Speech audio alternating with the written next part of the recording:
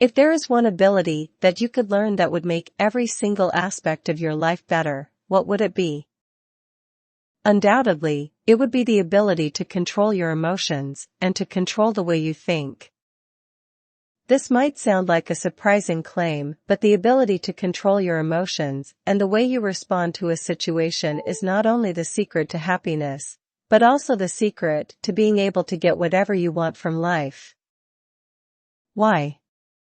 Because it's our interpretation of events, more than the events themselves, that dictate our happiness, mood, and performance. Not only that, but our emotions and the neurotransmitters that control them are what alter our ability to focus, to remember information, and to be creative.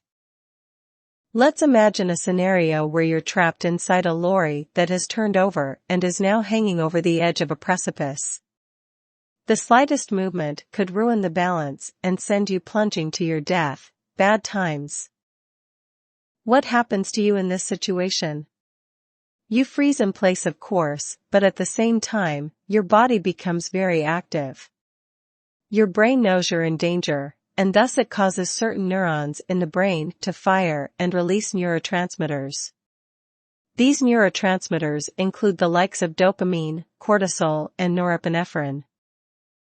Meanwhile, the sympathetic nervous system responds to these cues and begins producing more chemicals of its own.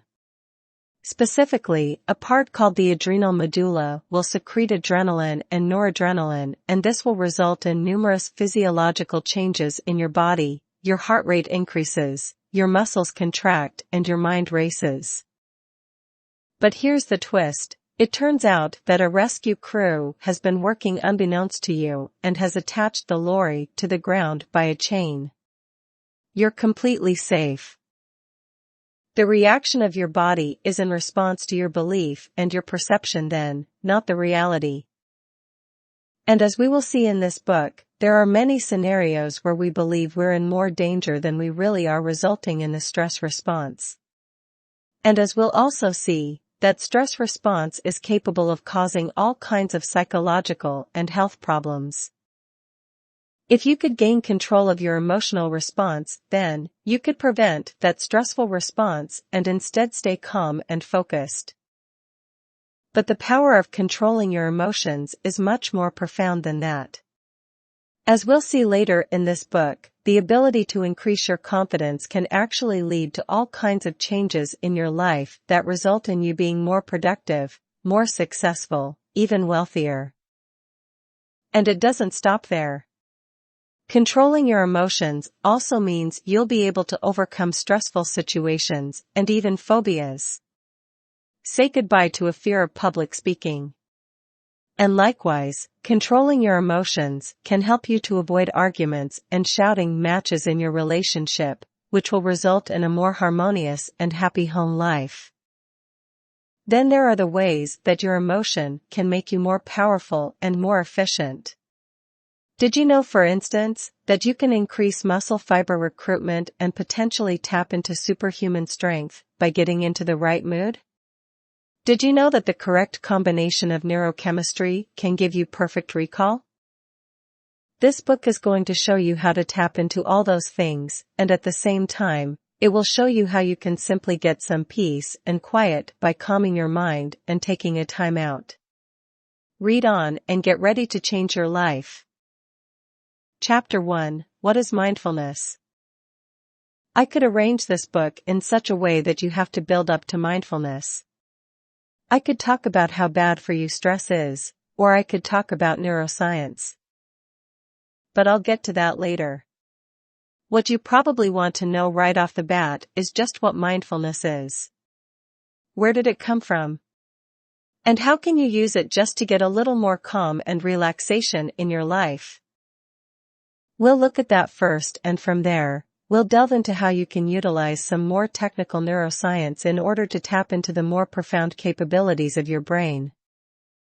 So what exactly is mindfulness? Essentially, mindfulness is a form of meditation that has been adopted by CBT. CBT in turn is cognitive behavioral therapy, a psychotherapeutic approach that can be used to treat all manner of psychological conditions like anxiety, phobias, addiction, etc. Mindfulness essentially gives us a tool that we can use to not only calm our thoughts and escape the stressors of the day, but also reflect on the contents of our mind in the interests of self-improvement. Meditation generally has something of a bad reputation. That is to say that a lot of people associate it with religion or esoteric ideas, and they think that they can't meditate unless they're spiritual. This can be off-putting for someone who doesn't hold any religious beliefs or who doesn't like esoteric ideas in general. But in fact, you can practice meditation whether you are religious or an atheist. All meditation really is a directed attempt to control your thoughts and the content of your mind, and thereby to gain some peace and quiet, or at least to be able to better understand the contents of your own brain. Often this means completely silencing all thoughts. Many types of meditation, such as transcendental meditation, instruct you to think of absolutely nothing, and often this is achieved by focusing on your breathing, a mantra, or a physical object like a candle flame. This can be difficult for beginners though, as they constantly find their mind wandering. The idea behind mindfulness meditation then is not to try and empty your thoughts, but instead to simply step back from them and observe them like a detached third party. This way, you aren't letting your thoughts affect you and make you stressed, but you also aren't going to struggle with not being allowed to think anything. Meanwhile, using this technique will also allow you to become more aware of your own thoughts, and thereby able to edit any thoughts that are leading you into trouble. For instance, if you constantly find yourself thinking about the ways that you could hurt yourself, you might notice that this is a bad habit and then attempt to fix that. This may be the long-term aim of mindfulness when used in CBT. In the short term though, we are simply to use it in order to remove ourselves from our thoughts and emotions so that we can get some calm and thereby recover ready to tackle the day ahead.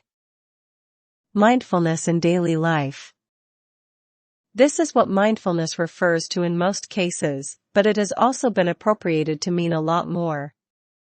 If mindfulness means being more aware of your thoughts, then it can also be applied outside of meditation and to the way you go about your day.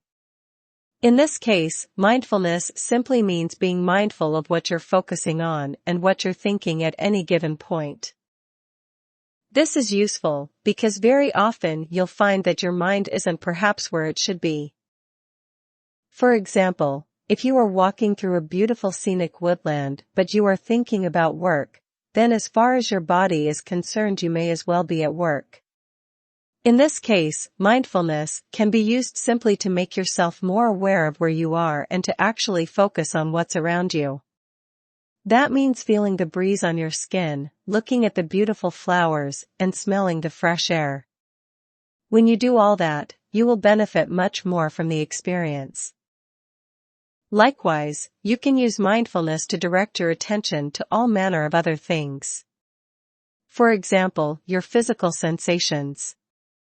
Often we aren't aware of just how we're sitting, how we're standing, or how we're feeling.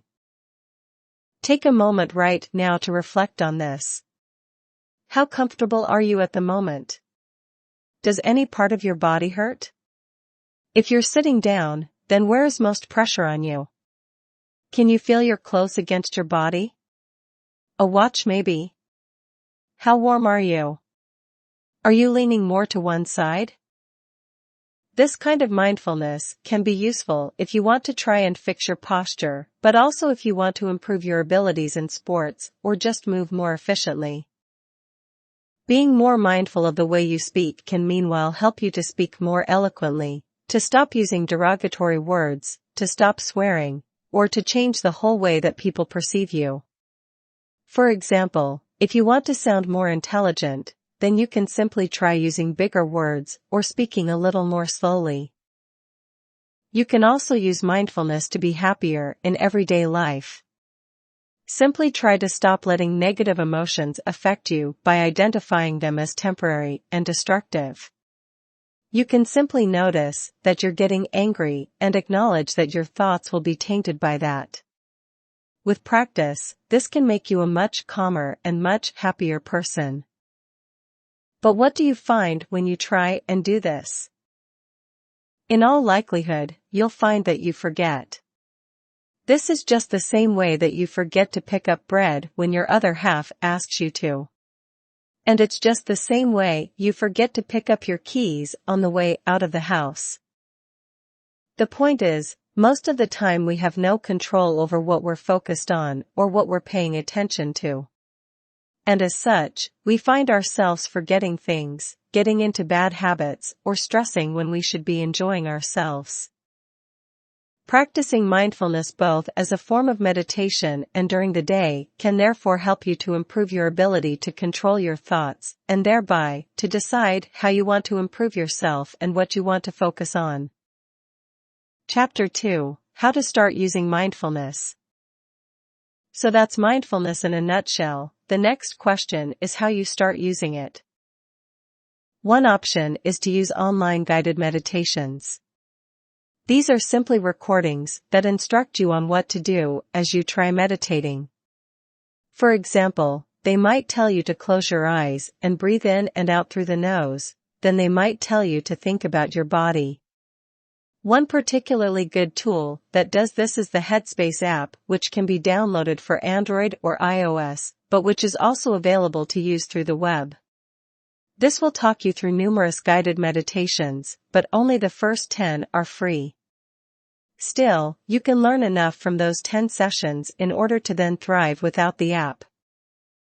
Generally though, most mindfulness meditations will take a very similar procedure and you can go through the steps then without necessarily needing to be talked through it. And in fact, if you can do your meditation without guidance, then you should find that you're actually more effective at it because you won't be continuously interrupted by someone's voice. Let's go over what the steps will generally be for a mindfulness meditation session. Step 1: Breathing. The first thing to do is to start breathing. You can do this using something called equal breathing from yoga. Here, you breathe in through the nose and out through the mouth. As you do, you hold each inhalation and exhalation for 3 seconds, hence the equal bit. These long draws in and long exhalations will allow you to completely fill the lungs with fresh oxygen and expel all the CO2.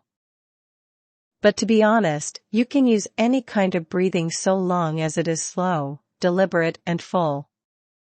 The guidance they give on the Headspace app, for instance, is simply to breathe loud enough so that the person next to you would be able to hear. Why the breathing? Essentially, breathing slowly is the best way to indicate to the body that the coast is clear and you're safe. We breathe quickly when we're stressed to get more oxygen around our bodies, and we can breathe more slowly when we are relaxed. Thus, breathing deeply and slowly will help us to exit the fight or flight state and to instead enter the rest and digest state. This should fix our heart rate variance, reduce cortisol, and get us ready to enter a relaxed state. Step 2: Senses. Next, you are often told to focus on your physical senses. This means noticing the smells, sounds, and even the temperature around the room. Your eyes will normally be closed, so sight is rule out of this one. The objective here is not to look for sounds or strain to hear them. Instead, just notice the sounds that you don't normally. You might find that you can hear creaking in the house, maybe you can hear the neighbors, maybe you can hear the rain outside or the wind. There are probably far-off birds and/or traffic. This is always a fantastic example of just how little we normally pay attention to and how much richer our experience becomes when we practice mindfulness. It's also a great way to get into that habit and to start relaxing the body even more. Step 3: Body scan. Body scan meditation is sometimes described as being its own thing, but it can be used as part of any meditation session. The idea here is simply to become more aware of your own body as we described earlier, but to do this by systematically starting at the top of the head and then moving gradually through to the toes, noticing how you feel at each stage. If you want to use this process to get to sleep, then it can be a great tool for that purpose too. The best way to do this, though, is to try completely relaxing the muscles by first tensing and then releasing each part of your body as you move through it. What you'll find is that you carry large amounts of tension everywhere from your face muscles, to your neck, to your arms and legs. Once you recognize this and let it go, you'll feel far more relaxed, and eventually, this can enable you to fall into a deep and restful sleep. For now though, we're just scanning the body and using this as a way to become more mindful of ourselves and to begin the process of introspection and self-directed attention. Step 4. Focus on breathing. After noticing each part of the body, return to the chest and pay particular attention to the way it rises and falls. As you do this, you can also take this opportunity to fix your breathing. Chances are that when you first notice your own breathing, you'll find that you are breathing in so that your chest expands first. But in fact, it should be your abdomen that moves first, and this should then be followed by your chest. Correct breathing, called abdominal breathing, should start by allowing the stomach to relax and protrude and then filling the lungs. This is effective because the process opens up space in your abdominal cavity. This then allows the lungs to expand into that space, which is then followed by them expanding upwards through your chest as well. This type of breathing allows you to take in more oxygen and to thus trigger even more relaxation hormones. Most of us don't use this kind of breathing though, because we have hunched postures which fold our stomach and prevent us from being able to breathe from there. The result is that we end up breathing with much shallower and faster breaths, which actually increases stress and cortisol. But don't worry about that if you don't want to. For now, just notice your own breath and take this opportunity to count your breaths as they come in and out. This is the part that is going to work a little like transcendental meditation by quietening down a lot of the activity throughout the brain. Step 5. Let your mind wander. Once you've done this for a little while and you're feeling particularly still, it's time to just let go of your mind and let it do whatever it wants.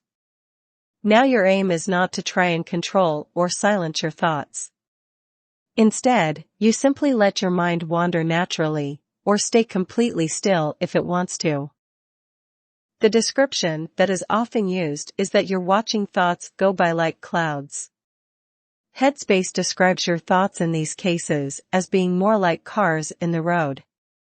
It emphasizes the importance of watching the cars go past, but not running out into the road to chase the traffic.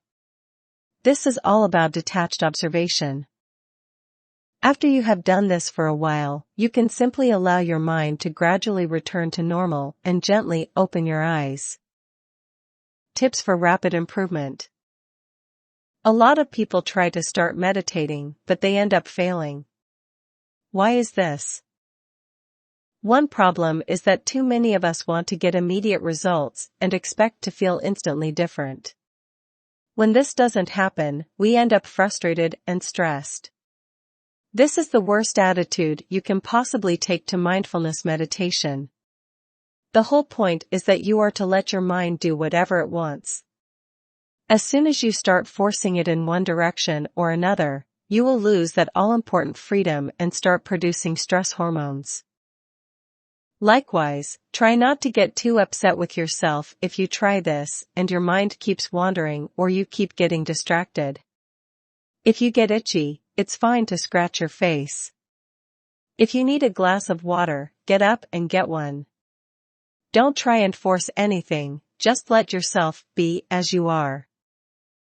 If you really want help jump-starting your progress though, then you should consider priming yourself. Priming is a term used in psychology that simply refers to preparing the brain in a certain way. Sometimes that means influencing the answers we give to questions by showing certain stimulus. But in other cases, it means changing our emotions. In this case, it pays to do something calming, but that nevertheless requires focus, just before you try meditating. So for example, you might try relaxing in a beautiful, but novel location. Novel scenery increase neurotransmitters and hormones associated with focus, while being in natural environments has been shown to make us more relaxed and to encourage slower brainwaves. Finally, don't be too ambitious in regards to how often you intend to meditate. Another classic mistake is to set out with the idea that you're going to meditate for 30 minutes every day. This is destined for failure unless you currently spend 30 minutes of every day bored out of your mind. Start with something small, even just 5 minutes, before you wake up, and then you can build on this habit. Chapter 3: Introducing Cognitive Restructuring. Mindfulness and cognitive restructuring go together like chutney and cheese. In CBT, mindfulness is usually used in conjunction with cognitive restructuring to the point that they are inseparable. Using mindfulness meditation and mindfulness in waking life is going to help you learn to step back from your emotions, and over time, you'll find that you become calmer, more focused and happier. But it can be used for so much more once you recognize the power this tool has for bringing about change. The point is that once you identify negative thoughts that are negatively affecting your life, you can now change them. And that's where cognitive restructuring comes in. But first, a little more on CBT. A brief primer on CBT. CBT is today the most popular option for treating mental illness among most major health organizations. The approach was introduced relatively recently and is a natural extension of another school of psychology that reigned previously, around the 50s. That school was behaviorism and was entirely defined by the notion of conditioning and association. The idea was that if you experienced two stimulus at the same time often enough, they would eventually become linked in your mind. Today we know this to be true. In neuroplasticity, neurons that fire together, wire together.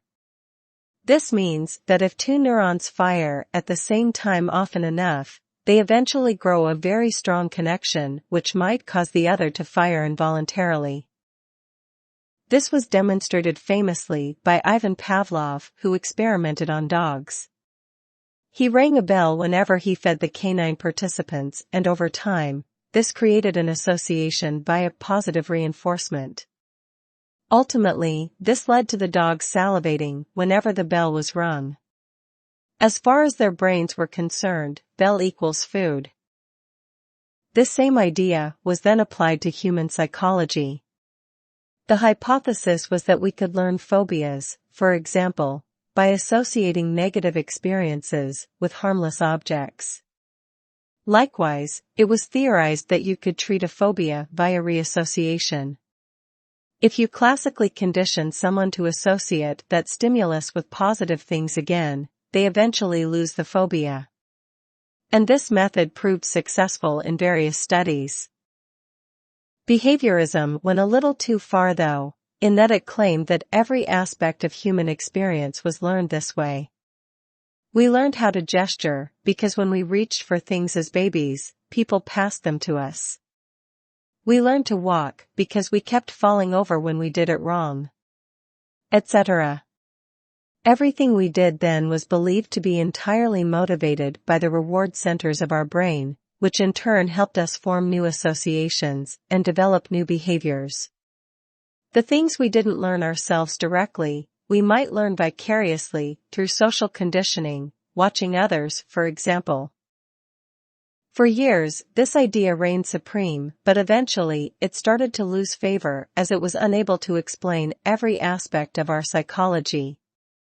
Ultimately, it became apparent that there must be an additional internal element, and this is where the cognitive bit comes in. Cognitive behavioral therapy then takes behavioralism and applies the idea that you can also reinforce experiences, both positive and negative, by thinking about them. For instance, you can learn to be afraid of heights even if you've never fallen from a height. How? By constantly thinking about how bad it might be to fall from a height. In other words, if you keep imagining that falling must be dangerous, and if you tell yourself things like those railings don't look safe, then you can cause yourself to be afraid. What's more, is that each time you think something like this, and then stay away from the height as a result, you are essentially reinforcing that belief just as though you had fallen. So the idea behind CBT is to use the principles of behaviorism, but to combine these with the cognitive aspect. That means not only using elements like reassociation, but also thinking cures. Techniques used in CBT. So one example of this is to use mindfulness meditation. Simply by choosing not to let your thoughts and emotions affect you, you can become less controlled by them and thereby less susceptible to your own fears and ruminations. But there are many more aspects to this too, and these tend to fall under the heading of cognitive restructuring, or in other words, changing your thoughts. One example is something called thought challenging. Here, you simply break down one of your thoughts or beliefs and thereby assess just how accurate it is. For instance, you might find that you are afraid of talking public because you think people will laugh at you if you stutter. This is a debilitating belief that is ironically making you much more likely to stutter. So what you need to do in order to overcome this is to look at the thought and ask, is it realistic? What you'll find 90% of the time is that this belief is unlikely and unfounded. Most people would not be harsh enough to laugh at you if you stuttered, and even if they did, it wouldn't matter because you wouldn't see them again. Perhaps you might feel lame or like a loser if you stutter and people laugh. Again, you should assess that, being able to confidently talk, however it comes out, and not care about the outcome is actually a sign that you're very confident and aloof. I actually used this technique myself when I had a phobia. I used to have a rather embarrassing phobia of peeing in public urinals. My fear was that if I couldn't go, then people would look at me and think I was strange for hanging out there and not really weeing. Then I realized that most of the time I was in that situation, I was in the pub. In other words, most of the other people in the toilets were probably drunk and oblivious to what I was doing. Meanwhile, why did it matter what they thought anyway? Let them think that. Eventually, this helped me to completely overcome the phobia, and now I have no problem at all with it.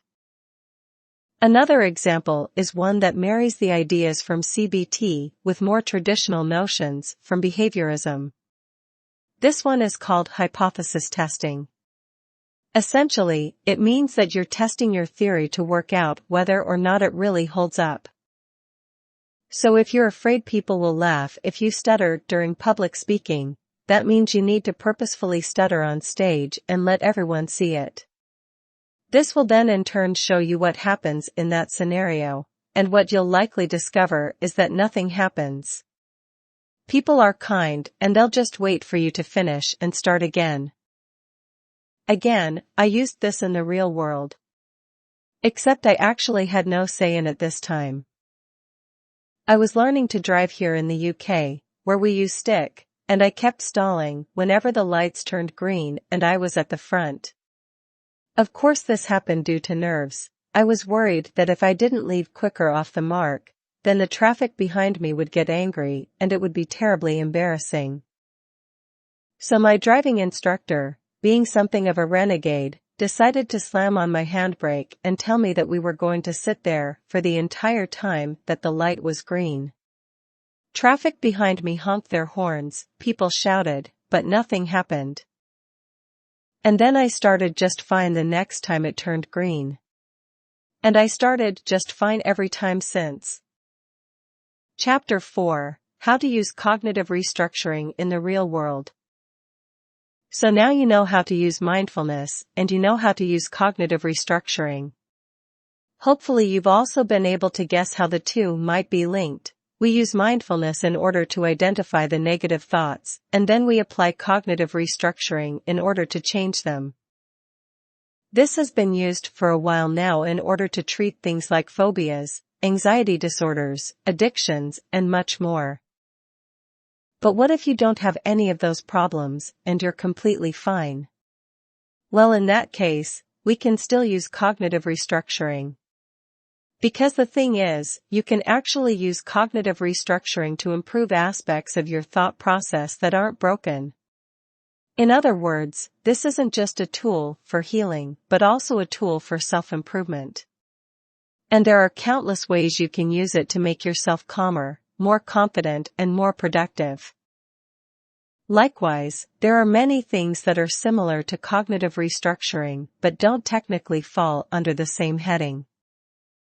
We'll be returning to this concept more in future, but for now, let's look at some alternative ways to control your thought patterns and some alternative motivations for doing it. Fear setting. Often we think of fear and anxiety as being short-term responses to situations or stimuli. But in fact, our fear and anxiety can be much longer term and affect our decision-making, goal setting, and decisions. Tim Ferriss proposes a concept called fear setting in his book, The 4-Hour Workweek, as a tool you can use to overcome your fears, and thereby start getting what you want out of life. Let's say you're thinking of starting a new job, taking a career break so you can go traveling, or starting your own business. You've been thinking of doing these things for a long while, but the problem is that you're too afraid to do it because you think you'll end up without a job or without a partner. Surely if you leave your current job to go traveling, you won't be able to get a job on your return? And the longer you're unemployed, the more unemployable you'll become. Eventually, your partner will become sick and tired of scraping by because of a stupid decision you made, and they'll leave you. Then your house will be repossessed. And then you'll end up homeless and alone. That might all sound very over the top, but this is the kind of thing we actually think on an unconscious level all the time. And the reason we think it is that humans are naturally very risk-averse. We evolved in the wild where risk would generally mean lions. As such, we learn to become more sensitive to risk and to defend our assets more than we go after new assets. But today risk is very rarely anything life-threatening. More likely, risk will mean getting shouted at, but we blow it out of proportion because we're risk-averse people. By now, you should hopefully be able to guess what's coming next. Thought challenging. We're going to take these beliefs and fears and challenge them by looking at just how realistic they are. And Tim Ferriss' technique is perfect for this. So first, think about what it is you want to do and why you want to do it. Now think about all the things that are right now holding you back from taking the plunge and giving it a go. If we're talking about taking a career break, then your list of fears and reasons might look like so. Now's not a good time, you don't have much money. You don't want to leave your partner for that long. You're afraid your job won't be there when you get back. You're afraid you won't be able to find subsequent employment. You're afraid that you might ultimately end up destitute, in debt, or homeless. Now let's assess each of these beliefs. To do that, we're looking not only at how likely they are, but also how you'd cope if it were to happen. Think of contingencies and things you can do to prevent them from being likely. Now's not a good time, you don't have much money. Oh, there's never actually a good time, and if you travel smart you don't need much money. You can work online while you travel. Oh, you actually won't need that much money. Oh, now is probably better than later. You don't want to leave your partner for that long. Oh, they probably don't mind. If it's important to you, then it's something you have to do. It's preferable to feeling resentful toward your partner because they prevented you from seeing the world. You're afraid your job won't be there when you get back. Oh, it probably will be. Discuss with your employer. Oh, do you love your job that much? You're afraid you won't be able to find subsequent employment. Oh, this is highly unlikely. If you're skilled, then travel will simply add to your CV. You could even find a new job and agree to start later on. If necessary, then you can take a part-time job or start a side business to tide yourself over. You're afraid that you might ultimately end up destitute, in debt, or homeless. Oh, you can live on savings a long time. Oh, you can earn money in other ways. You probably have parents or friends who would take you in long before you went homeless.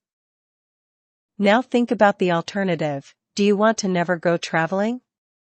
Do you want to spend every single day stuck in that office, without ever accomplishing the things you want to accomplish?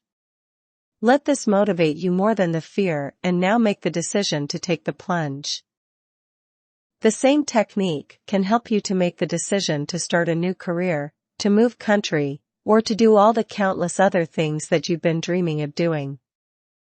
Remove the fear and date anyone. So in this case, we've used thought challenging again to break down our fears so that we can go after whatever we want in life. But another method you can use is to acknowledge those fears as real, but just find a strategy that minimizes the risk. In this section, we'll look at a technique you can use this to do in dating that will give you the confidence to approach and date everyone. So let's say that you're the average awkward guy, for argument's sake. You go to bars regularly with friends hoping to pull, but you're too afraid to approach the people on the dance floor. Why? Because you're worried they'll reject you, and you'll thus end up feeling incredibly awkward. That's a genuine concern, although we could ask why it matters, so it's hard to deny it out of hand. The simple solution? Minimize the risk and remove your likelihood of failing. To do this, you can simply assess the situation before you approach anyone. So hang back away from the bar and chat with friends. As you do, just look around the place for people you're interested in, and if you see someone, smile at them while making eye contact. If they're interested, then you can bet they're going to smile back. If they're absolutely not interested, they'll probably just look away, and you'll know about it. But in either situation, you haven't lost face, and you can still hold your head high. There's nothing to be afraid of. If they've smiled though, then you can probably relatively safely approach them.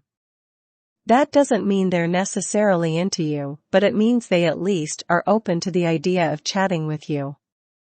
So the next step is to head over in your group of friends to talk to their group of friends. Don't speak to them only, speak to the whole group so you simply come across as someone friendly, outgoing, and interesting. Likewise, let your friends mingle with their friends too. When you get a moment, try to spend a bit more time chatting with the person you were initially interested in and who gave you the go-ahead to come over. If conversation is going well with the person you're interested in, then you can step it up one more notch by simply offering to buy them a drink. This is a very clear signal that you're interested in them, and so they probably won't say yes unless they're interested back. Now they're away, you can talk to them on their own and assess the situation. Finally, ask if they want to dance. And if they say yes, take the same approach, dance more and more closely until eventually you're completely sure it's okay to make the move. In this situation, you have now approached someone attractive in a bar, but at no point is there any danger of rejection. If they don't want to talk to you, they won't smile. If they aren't interested when you come over, they'll make excuses, and you can talk to their friends. If they change their minds, they can say no to the drink. If you're giving off the wrong signals, then they can say no to the dance. But at no point have you embarrassed yourself, and you haven't done anything that you can't bounce back from. Think about other things that you're afraid to do in your life, assess why it is you're afraid, and then think of ways you can get around that fear by avoiding the worst-case scenarios. Chapter 5, Stress and Flow States. We're only halfway through the book and already you should have picked up some pretty useful skills. You now know how to enter a mindful state at any given time to better appreciate your surroundings, or at least just to escape stress for a few moments of respite. But let's rewind and look at that stress in a little more detail. What is it about stress that makes it so serious? Why are we trying to combat stress? And is stress always bad? Actually, stress is something that is sorely misunderstood by a lot of people. Stress is not really one thing, rather it is a spectrum of responses that occur in response to dangerous situations. Essentially, when you detect danger, your body responds by releasing hormones and neurotransmitters that trigger the fight or flight response. This is the response that we described earlier, and it is modulated by the following hormones/neurotransmitters. Neurotransmitters are like hormones, but they affect the brain more directly and don't last as long. Dopamine, epinephrine, norepinephrine, serotonin, cortisol, glutamate, testosterone, estrogen.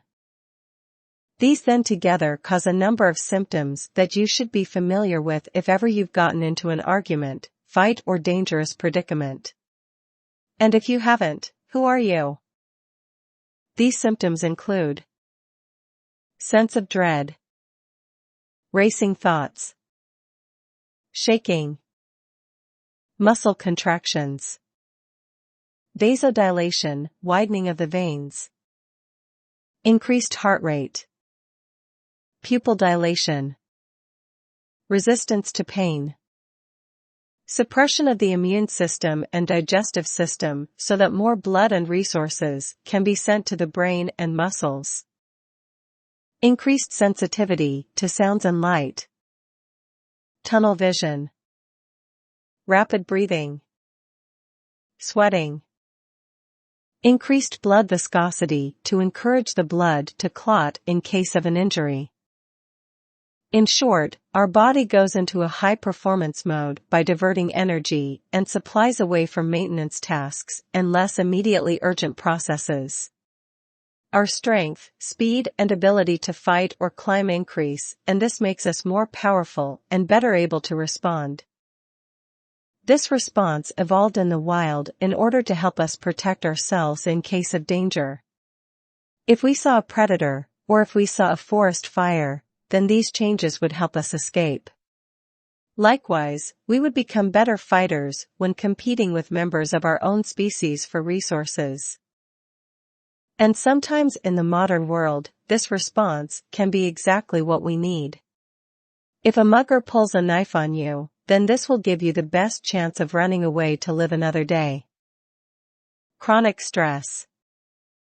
But the problem comes when the threat isn't a physical threat and when it isn't an immediate threat.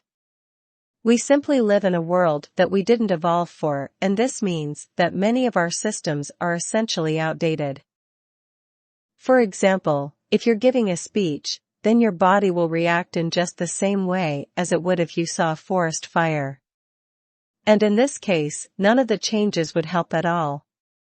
You'd be more likely to stutter, you'd look sweaty, and your voice might even change.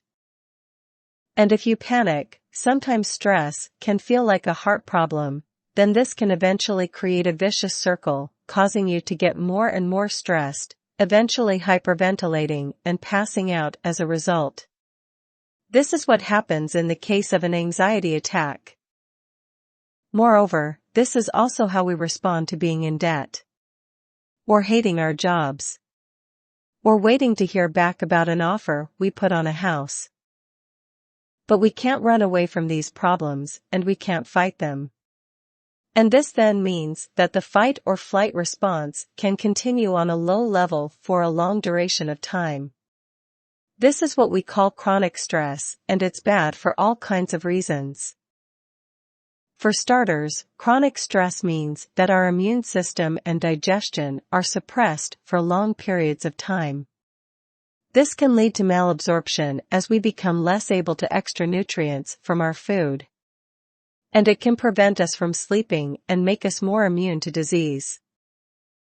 What's more, is that eventually this stress can cause us to run out of the catecholamine neurotransmitters that allow us to focus. This is called adrenal fatigue, and it's linked with depression and chronic anxiety. Note as well that no neurotransmitter and no hormones work in a vacuum. If you increase one, you alter others. And when you increase cortisol, associated with chronic stress in particular, you also increase ghrelin, the hunger hormone. This also encourages something called lipogenesis, meaning that more of the fuels in your diet will be stored as fat rather than used for energy. In fact, cortisol even breaks down muscle by producing something called myostatin, which signals the body to break down muscle for energy. So it's important for your physique as well that you learn not to feel stressed when it isn't useful. This is why it's so important that we learn to respond appropriate to the situation at hand and to suppress stress when it isn't appropriate, so that we can carry on enjoying life and staying healthy. Mindfulness is the path to that eventuality. Positive stress. But the thing is, there is such thing as positive stress. The aim here is not to completely remove stress from your life, rather it is just to control it. As we've already seen, stress is a positive tool if you're trying to enhance your physical performance. If you're in a race, or if you're surfing, then this response is exactly what you need in order to get things done. But the ideal situation would be that you get all the benefits of the fight or flight response, without the negatives. Imagine if you could gain that focus and that increased muscle mass, but without the sense of dread and fear. As it happens, just such a state may exist. This is what psychologists call a flow state, and it tends to be triggered during moments where we are highly focused on something that we also actually enjoy. The example given most often is extreme sports, where some athletes describe the world seeming to slow down around them while they pull off amazing moves and feel more alive than they ever have done. We also experience flow when we're completely focused on the work we're doing, or when we're so deep in concentration that we forget the time and speak through the night. During this state, we produce similar neurotransmitters and hormones, but with the addition of another one called anandamide, the bliss hormone that is also connected to abstract and creative thinking. It's actually the same chemical that gives marijuana its effect, but what most people don't know is that it's also produced naturally by the brain. Remember though that again this isn't really just one state, but rather a spectrum. We can be slightly stressed and very stressed. We can be slightly alert, or very alert. We can be alert and angry, alert and happy, or alert and scared. It's useful to think of the brain in terms of states, but just be aware that there are countless states in between as well, and it's more likely that you're somewhere here on the spectrum. Flow states help us to perform at our best and focus more, but they don't cause the same negative effects as a typical fight or flight. The difference? Enjoyment. So if you can try and tap into the enjoyment of what you're doing and see it as a fun challenge rather than something terrible, then you're more likely to get into that flow. Find the fun in what you're doing, find what you're passionate about in it, and learn to actually enjoy it. You can do all this using very similar strategies to the cognitive restructuring we've already seen. And likewise, you also need a low level of eustress. Eustress is the equivalent of chronic stress, but is once again a more positive form. Eustress is the kind of stress that motivates us to do things. For example, if you have an exam coming up and you don't experience any stress at all, then there is a good chance that you're not going to revise for it, and as such, you won't get very good grades. Having just the right amount of low-level stress is what you need to make sure you start revising early and do the best you can. Eustress doesn't just have to mean negative motivation, It can also mean positive motivation, for instance stress that you might not achieve the things you really want to achieve. It's stress, but it's based around something positive. Tapping into hidden powers. Then there's the type of stress that can unlock even more physical and mental potential. I'm not saying that anyone is going to be able to train themselves to the point where they can access this potential. All I'm saying is that it exists, which is highly interesting and hopefully outlines the possibilities that exist and the reason that accessing more of your mind and your emotions is so potentially powerful. So with that in mind, the first example is something called a flashbulb memory. This demonstrates the ability we have to memorize things in vivid detail if we think the event is important enough. Think back to where you were at the time you first heard of the 9/11 attacks, or perhaps where you were when you first heard about Michael Jackson. Alternatively, consider a moment that was particularly important in your own life, for good or for bad. Chances are that you can remember these events in far more accurate detail than you can other parts of your biographical memory. This is what's known as a flashbulb memory. Partly this is the result of repeated rehearsing. When something important happens, we play it over and over again in our minds. But it's also the result of neurotransmitters being released that change the way the memory is laid down and make those connections significantly stronger. Then there's crisis strength. Crisis strength, also known as hysterical strength, is the name given to incidents where people suddenly tap into incredible strength. The classic example here is the mother who manages to lift a vehicle off of their trapped child underneath. How is this possible? While there is very little in the way of scientific research looking at this phenomenon, there is a real theory as to how it might work. When you contract your muscle normally to lift something, your brain sends signals that travel through your central nervous system and to the neuromuscular junction. Acetylcholine, yes, the neurotransmitter, is released and this causes muscle fibers to fire. Only we're never quite capable of recruiting 100% of those muscle fibers.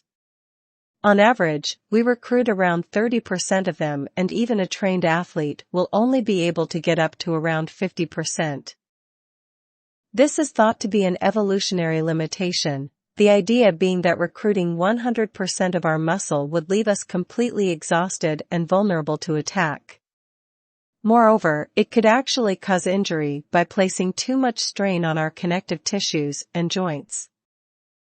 But to demonstrate the kind of strength we actually have hidden away, just watch anyone who gets an electric shock and gets thrown across the room. This is caused not by the electricity itself, but by the individual's muscles when they forcibly contract in response to the shock. This causes them to access 100% of their muscle fiber, which is enough to catapult them across the room, even though they aren't using a jumping technique. And there's one other way we seem to be able to tap into greater muscle contraction, by stimulating the release of the catecholamine neurotransmitters and fight or flight hormones. It is hypothesized that under times of intense stress, we can engage much more muscle mass and thereby achieve superhuman strength. And again, this is a spectrum. Actually, causing even a minor fight or flight response is enough to somewhat increase your strength in the gym. Studies show that if we train with loud noises in the background, or if we train while shouting, which also stimulates the release of similar hormones, we are actually capable of engaging more muscle. So psyching yourself up before a workout just might be one of the very best ways to improve your performance in the gym. Controlling, not suppressing stress might just be the secret to unlocking your full potential. Chapter 6: Why you should visualize. So far we've looked at using meditation and cognitive restructuring to change our mental states. But actually, it might be the case that visualization is even more useful and even more important. Most people believe that we think in thoughts. That is to say that we have an inner monologue that works like the thought boxes in comic books. More recent research though suggests that we can think in lots of modalities. Sometimes we visualize, sometimes we imagine our bodies doing something and almost feel what we're thinking, and sometimes we just know. This latter example is called unsymbolized thought. And in fact, thinking with our bodies and our senses might just be what enabled us to develop thought in the first place. Embodied cognition. Briefly, embodied cognition is the idea that all our thoughts eventually relate back to physical experience. When someone says something to you, or when you think something, your brain interprets this in such a way that gives it meaning. You don't inherently understand language, which means the brain must be translating it into some kind of pure meaning. Psychologists once believed that the brain had a language of its own that they called mentalese. More recently though, more and more experts adopted the belief that we understand things by visualizing them. When someone tells you a story, you understand the story because your brain visualizes it happening to you.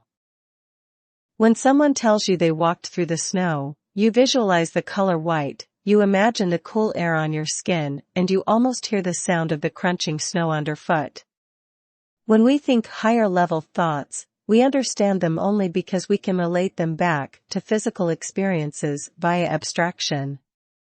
Maths, after all, is fundamentally based on counting. This is also consistent with the idea that areas of our brain light up during visualization, just as though we were really engaging in the action. If you imagine swinging a golf club, then neurons relating to that movement will fire in your brain. And as far as your brain and body is concerned, that might as well be happening. So it makes a lot of sense to combine visualization with your meditation training and with your restructuring. Don't believe that visualization can trick your brain into thinking something is happening and thereby alter your emotional state? Then just try relieving your most upsetting moments, or imagining scenes from a very sad movie. You'll start to feel incredibly sad in no time. Visualization for productivity. One way to use this power of visualization that is well understood is to go to a happy place during meditation.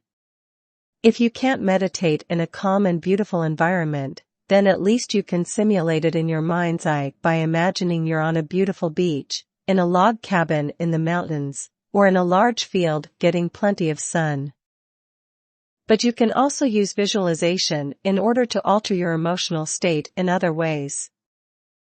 For example, if you're struggling to focus on your work, then you might utilize visualization to create a little eustress to motivate you.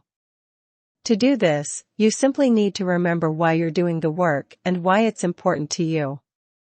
Let's say that you're working towards a presentation for a meeting. Visualize just how great it would feel to conquer that presentation and knock it out the park. Then visualize what doing that repeatedly could one day lead to: a better career and a better salary, for instance. Now visualize the opposite. Imagine it going wrong and remember why it matters. You can do the same thing with almost anything you're struggling to focus on. By linking what you're doing back to the emotional hook and the reason you're doing it, you can much more effectively find the determination and drive you need to complete it. Keep your goals in mind and you'll be much more motivated every day to get out of bed and start working out, or to work on your personal project, or to put in your very best performance at work. Chapter 7: The Power of Belief. What a lot of people will want to use these tools for is to increase their confidence and their self-esteem. This is one reason we're often told to visualize ourselves obtaining our goals. When you visualize yourself obtaining a goal, you produce neurotransmitters and hormones as though you had achieved that goal. As far as your brain is concerned, that has already happened. This then makes you much more likely to perform well when you actually attempt that thing. Likewise though, when we unintentionally visualize ourselves falling, or stuttering up on stage, this actually causes us to produce more fight or flight hormones, which in turn makes us nervous and makes us much more likely to actually do those things. So don't just restructure your thoughts, try to picture things going well, and with the backing of your cognitive restructuring, you should know that this is actually what's more likely to happen. How to become socially fearless with hypothesis testing. In general, removing anxiety and increasing our confidence is a very important tool, and the more you can recognize the power of simply believing in your own ability, the more things will start to go your way. Another tool you can use then is to completely remove social anxiety using hypothesis testing. Most of us have some social anxiety even if we're generally confident, and by removing this, we can become much more successful. Let's start by asking why confidence matters in the first place. The simple answer is that when you're confident, others think they should also be confident in you. This sends the evolutionary signal that you must be higher in the pecking order than them. It makes the opposite sex think that you must be a good catch, and it makes the same sex think that you must be an important and influential figure. But when we stutter and stammer, it suggests that we aren't confident in either the content of what we're saying or our own importance. Either way, this then makes people less likely to believe us, and it makes them think that if we're shy of them, they must be superior to us. The hierarchy has now established us in a much weaker position. It doesn't mean they'll be cruel, it simply means that we're not in a position of power and influence. Using hypothesis testing though, it's possible to go one step further and to completely transform the way that people think of you and the way you interact with others. To do this, you're simply going to remove the anxiety you previously had when speaking to people by testing the outcome of it going wrong. So find a shop that you don't often shop in and then go up to the counter to order something. When you do it using a funny voice, say something purposefully awkward, or stand in silence for a moment. It will be awkward and painful, and it will trigger your fight or flight response. But breathe and try not to get too anxious. What you'll learn is that nothing bad comes of this experiment and the transaction is completed as normal. That was the worst case scenario, and nothing bad happened. Do this a bit more and over time, the reassociation will also kick in and you'll learn that there's really nothing to be afraid of. Eventually, things like interviews, dates, and other social scenarios will be far less scary and will trigger much less of a stress response. The result? You'll seem so confident and at ease that your charisma and influence will increase drastically. The law of attraction. But even without this step, simply practicing mindfulness and learning to distance yourself from your thoughts will help you to become calmer and more confident. And it will also help you to detach from negative emotions and to thereby increase your self-value. There are even types of meditation that involve meditating on the things you love about yourself. However you achieve it, increasing your self-worth and confidence can eventually start to make all kinds of things happen in your life. This is called the law of attraction, and it simply means that when you believe yourself to be one way, you become that way. So when you think of yourself as a highly successful high flyer who will no doubt be rich one day, that's how others will perceive you, and that's how you'll act. You'll present yourself as someone more confident. You'll take on jobs with more responsibility, and you'll even dress the part. And when others think of you that way, and you start taking more opportunities for promotions, etc., then you'll start to actually climb the ladder. Conclusions. We've covered an awful lot of ground in this book, but hopefully you now realize that mindfulness is much more than just a powerful form of meditation. Sure, it is that as well. But more than this, mindfulness simply means being more aware of your own thoughts, your own body, and your own beliefs and visualizations. When we do this, it allows us to decide how we want to feel, how we want to act, and what we want to believe. Instead of letting the body and mind be reactive to our surroundings, We instead learn to second-guess ourselves and to make sure we are in the best possible state of mind and emotional state for the current situation. That might mean being more alert so we can focus on work. It might mean being calmer for our health and for our social interactions. It might mean being more psyched up for the gym. Or it might just mean being a bit kinder to ourselves or changing the way we speak. Mindfulness is the key to unlocking the full potential of your body and mind. And when you can do that, all kinds of doors start to open up for you.